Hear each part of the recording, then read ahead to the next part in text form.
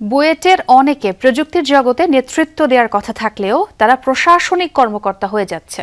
এমন হলে বিনিয়োগের সদ্ব্যবহার হয় না বলে জানিয়েছেন শিক্ষামন্ত্রী এহসানুল হক মিলন। বিকেলে বুয়েটে নবাগত শিক্ষার্থীদের পরিচিতিমূলক অনুষ্ঠানে তিনি এমন মন্তব্য করেন। বলেন, দেশের যে সম্পদ আছে তা উৎকর্ষতার সাথে কাজে লাগানোই হচ্ছে তারেক রহমানের পরিকল্পনা। আবরার ফাহাদের নামে একটি হল করতে প্রধানমন্ত্রীকে অনুরোধ করা হবে।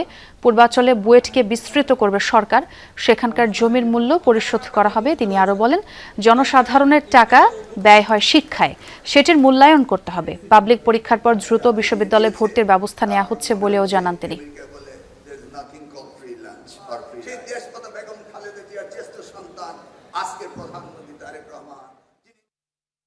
সায়েন্টিস্ট যারা হবে, যারা ইনোভেশন করবে, যারা আমাদেরকে অনেক কিছু শেখাবে, তারা আমরা দেখছি বিসিএস গিয়ে দখল করে ফেলছে। আমার কচুয়ার ইউনো বুয়েটের, আমার এসপি বুয়েটের, যেখানে যাই আমার অফিসের সচিব বুয়েটের।